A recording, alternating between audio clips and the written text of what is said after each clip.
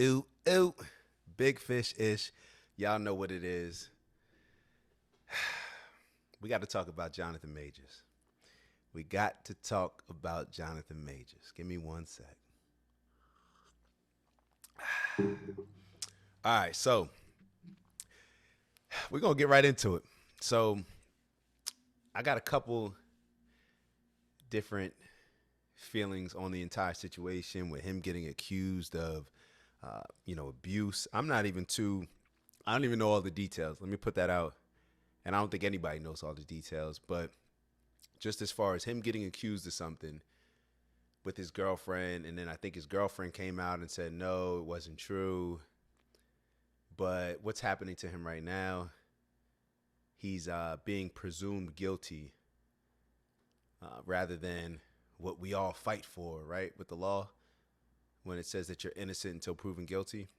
However, in the court of public opinion, and we've seen this carried out many different times before, you are not.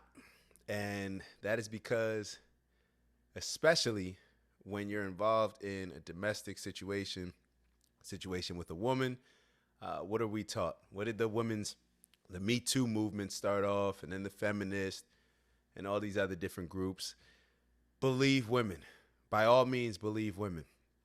No, it's not how it works. It's not how it works. You can believe that woman if that's your, friend or family member. However, the law is the law. There's a reason why people have to go to court and get proven guilty of a crime. We've seen this play out countless times. And what's so funny is a lot of the people that support these women's movements, if it happened to them, if their brother or their dad or their uncle or their cousin was in a situation, they'd be screaming out the same thing, saying, no, he's innocent. He wasn't proven guilty. But then you align yourself with these movements that push for us to just believe women. I will never just believe anybody unless I'm very close to it, and then I have, emotions involved in it, and that's based on just me. But that's, it's not over the court of public opinion. I would say that no, that's just how I feel. The court of public opinion shouldn't necessarily feel that way. But neither here nor there. And I understand that maybe some certain situations come out to where, it's pretty obvious. But this doesn't seem like, to me, like it's one of those situations. So I put up a post maybe about a month or two ago, definitely a couple months ago. Yeah, time flies. But a couple months ago, where he was doing a photo shoot, Jonathan Majors. And he was dressed, to me, looking super feminine. Here you have a strong black male actor, one of the top alpha black men, young black men, him and Michael B. Jordan, right, in the acting industry. So you have him playing such strong roles, the big bad guy. But then when he's posting pictures or videos, it's looking like that. All right, hopefully you all can see that. Super feminine. You got the duck lips. You got the pants that are a part of the boots. Just weirdo stuff. And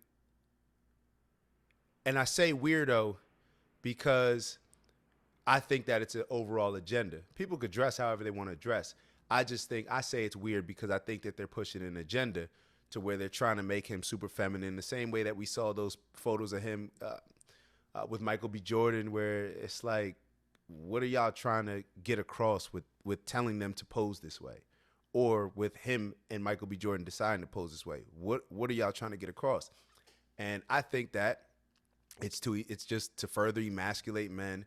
It's a part of the overall agenda, the super liberal agenda that we see going on, to emasculate men overall.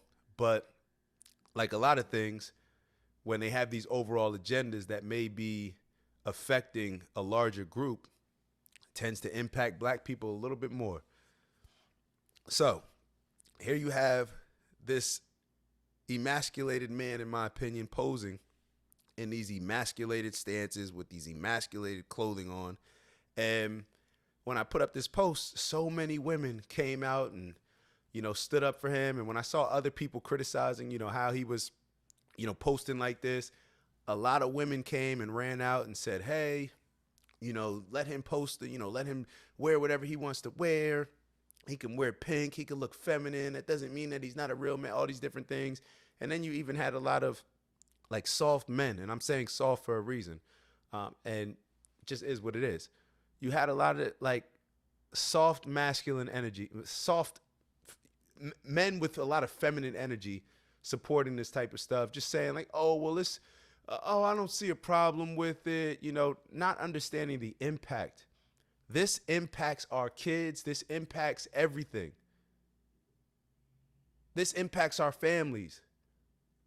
We've already had our male figure removed from the household. And now we're furthering emasculating our men and putting this as an example and a standard for how a man should move. So all the people that supported it, it's so funny. It's so funny because now that Jonathan Majors got himself in trouble to where his girlfriend came out and said that I think he strangled her. Like I said, I don't know the exact details, but abused her. And even though she came out and said that it wasn't true, all those people that were supporting you dressing like this and were standing up for you, where are they at? They're not around. Your management dropped you. Who else dropped you? He had a couple other people. Been dropped by longtime talent manager, Entertainment 360. Been dropped by the PR firm, the lead company. Nobody's supporting you. These very same people that had you up here looking real feminine, compromising your character, compromising your integrity to further push an agenda, where are they at? Where are they at with the screaming, no, he's innocent until proven guilty. He's a great person.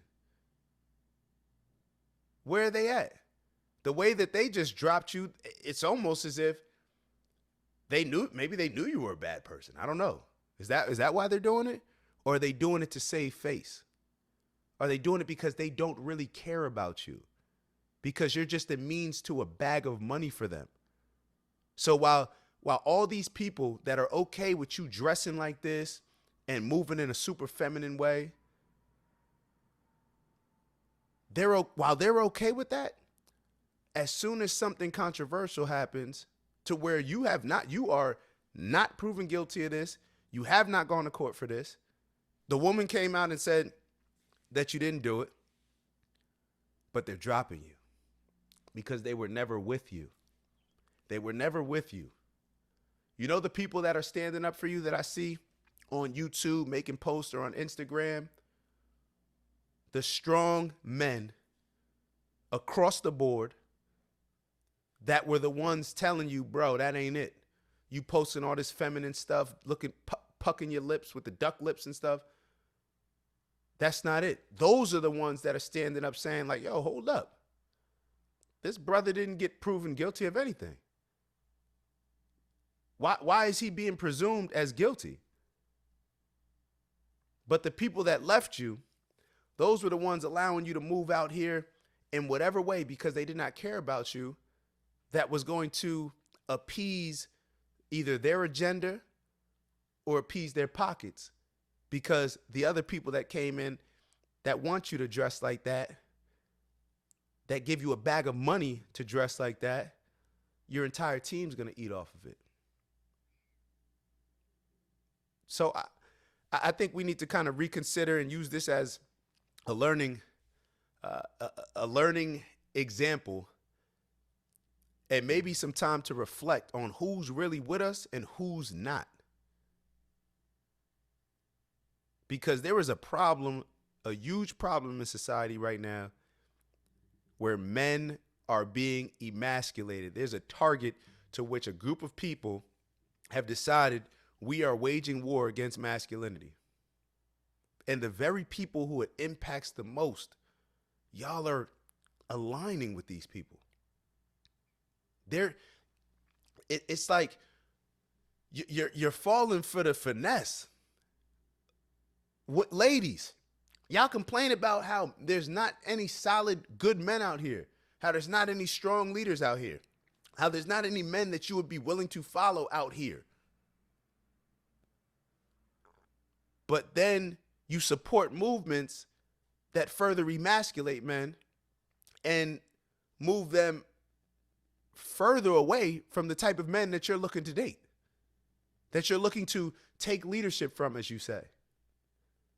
Because you say, oh, I would follow somebody, you know, as long as they were, you know, strong leaders and they did all this stuff and they were.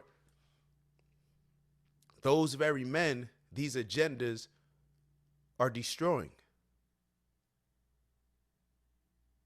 So it's very confusing. It's very confusing, and it makes zero sense. When you try to make sense of it, you can't. Like I said, it's just a time of self-reflection. We need to know who's really with us and surround ourselves with those type of people. We need to know who's really with us. There's a war going on right now. There's a war going on right now. And I don't know, you could say it's between good and evil. You could say it's between right and wrong, righteous and unrighteous. However you want to classify it, there's a war going on right now, and it's disgusting what people are doing. It is disgusting how we're impacting these kids, how we're indoctrinating them with a lot of this. Leave the kids alone. Once you're an older teenager, even a young adult, an adult, do whatever you want to do. Leave the kids alone. Leave the young teenagers alone too. Leave the kids alone. And this Jonathan Majors, I'm just using this to highlight an overall issue. It's so funny how all these people that were cool with sticking up for you, they'll stick up for you as long as you're moving in a feminine way. But let something come out. Let you get accused of something. And then they'll throw you. They'll throw you right out. Act like they never cared about you. Act like you never helped them get a big bag. They'll just say, oh, we got to cut ties with him. Oh, sorry, it's not personal. It's just business. Just business. I guess him wearing pink and puckering up his lips with the duck lips, I guess that's just business too. The problem is, I don't think Jonathan Majors realized that it was just business. These celebrities get gassed up to do all this fuckery. They get gassed up to do all this weirdo stuff, thinking that people really are supporting them, thinking that they're really making a difference in humanity and all this stuff. And all you're doing is leading us in the wrong direction fast. So understand who's with you. And you find out who's with you when you're going through something. So like I said, let's observe who's still standing up for you and at least giving you a fair shot to prove. It's like here he's got to prove his innocence when it's supposed to be the opposite. They're supposed to prove your guilt.